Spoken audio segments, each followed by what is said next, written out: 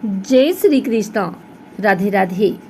आइए सुनते हैं झूलेलाल जयंती पर भगवान झूलेलाल कौन है, जानिए उनकी यह कहानी।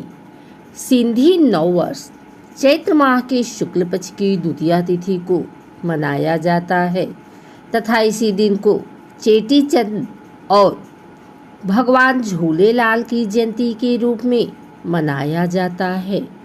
आइए जानते हैं उनकी कहानी। भारतीय धर्म ग्रंथों में कहा गया है कि जब जब अत्याचार बढ़े हैं, नैतिक मूल्यों का क्षरण हुआ है तथा आसुरी प्रवृत्तियां हावी हुई हैं, तब तब किसी न किसी रूप में ईश्वर ने अवतार लेकर धर्मपरायण प्रजा की रक्षा की।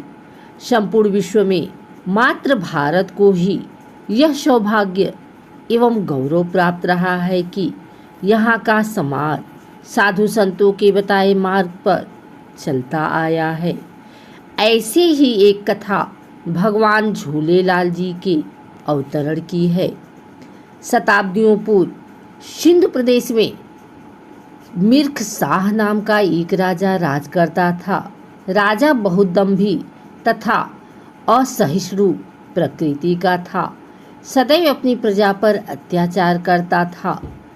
इस राजा के शासनकाल में सांस्कृतिक और जीवन मूल्यों का कोई महत्व नहीं था।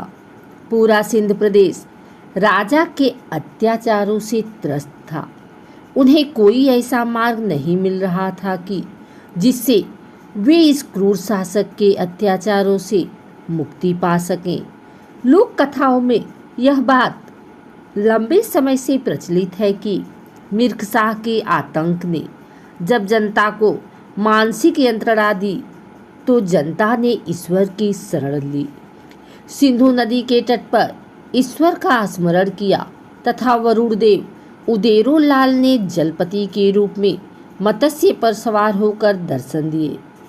तभी नामवारी हुई कि अवतार होगा एवं नसरपुर के ठाकुर भाई रतन राय के घर माता देवकी के कोख से उपजा बालक सभी की मनोकामना पूर्ण करेगा। समय ने करवट ली और नसरपुर के ठाकुर रतन राय के घर माता देवकी ने चैत्र शुक्ल द्वितीया संवत 1007 को बालक को जन्म दिया एवं बालक का नाम उदय चंद रखा गया। इस चमत्कारी बालक के जन्म का हाल जब मिर्ख शाह को पता चला तो उसने अपना अंत मानकर इस बालक को समाप्त करवाने की योजना बनाई। बादशाह के सेनापति दलबल के साथ रतन राय के यहाँ पहुँचे और बालक के अपहरण का प्रयास किया, लेकिन मिर्ख शाह की फौजी ताकत पंगु हो गई। उन्हें उदेरोलाल सिंहासन पर आसीन दिव्य पुरुष दिखाई दिया। सेनापतियों ने बादशाह को सब हकीकत बयान की। उदेरोलाल ने किशोर अवस्था में ही अपना चमत्कारी पराक्रम दिखाकर जनता को ढाढ़स बंधाया और यौवन में प्रवेश करते ही जनता से कहा कि बेखौफ अपना काम करें। उदेरोलाल ने बादशाह को संदेश भेजा कि शांति ही परम सत्य है।